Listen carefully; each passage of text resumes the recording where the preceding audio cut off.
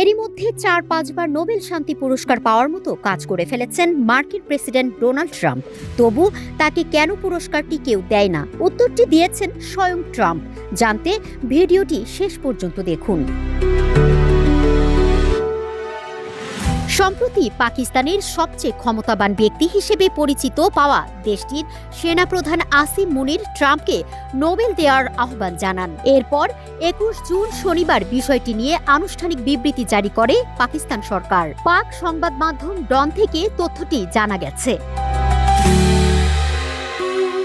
কি বলতে চাইছে পাকিস্তান সরকার? সামাজিক যোগাযোগ মাধ্যম এক্সে একটি বিবৃতি দিয়ে দেশটি বলেছে, আঞ্চলিক অস্থিরতা যখন বাড়ছিল তখন অসাধারণ কূটনৈতিক দৃষ্টিভঙ্গির পরিচয় দিয়েছেন ট্রাম্প। কৌশল খাটিয়ে তিনি ভারত ও পাকিস্তানকে সমঝোতা করিয়েছেন বলে পাকিস্তানের দাবি। পরিস্থিতির দ্রুত অবনতি ঠেকিয়ে পরমাণু শক্তিধর রাষ্ট্র দুটির মধ্যে যুদ্ধবিরতি নিশ্চিত করেছেন ট্রাম্প।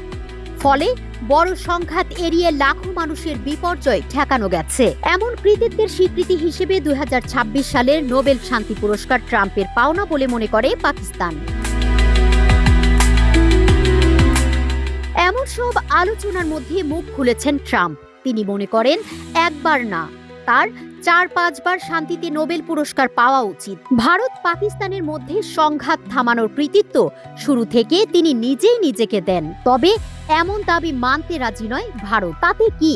শুক্রবারও নোবেল শান্তি পুরস্কার প্রসঙ্গে পাক ভারত সংঘাত ঠেকানোর প্রসঙ্গ তুলেছেন। এখানেই শেষ নয়। নোবেল কমিটির উদ্দেশ্যে ট্রাম্প বলেছেন, রুয়ান্ডার জন্য তিনি নোবেল শান্তি পুরস্কারের দাবিদার। এছাড়াও কঙ্গো, সার্বিয়া, কোসোভার শান্তি প্রতিষ্ঠায় তিনি অবদান রেখেছেন বলে দাবি করেন। তবে ভারত পাকিস্তান ইস্যুকেই ট্রাম্প সবচেয়ে বড় করে দেখছেন।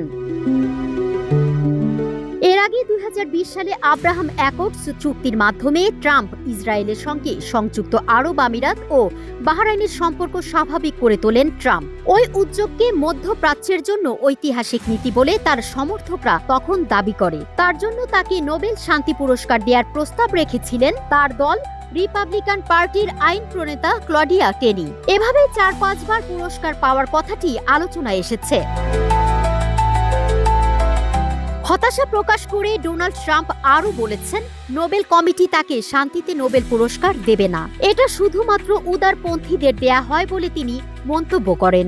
বিশ্বের শান্তি প্রতিষ্ঠায় বিশেষ অবদানের জন্য নরওয়ের নোবেল কমিটি ওই পুরস্কার দিয়ে থাকে। পুরস্কারটির প্রতিষ্ঠাতা আলফ্রেড বার্নার্ড নোবেলের ইচ্ছা অনুসারে, যিনি জাতিগুলোর মধ্যে ভ্রাতৃত্বের জন্য সবচেয়ে বেশি বা সেরা কাজ করেছেন, তাকে পুরস্কারটি দেয়া হবে। এছাড়া স্থায়ী সেনাবাহিনীর বিলুপ্তি বা হ্রাস করা এবং শান্তি প্রতিষ্ঠা ও প্রচারের জন্য পুরস্কারটি দেয়া হয়।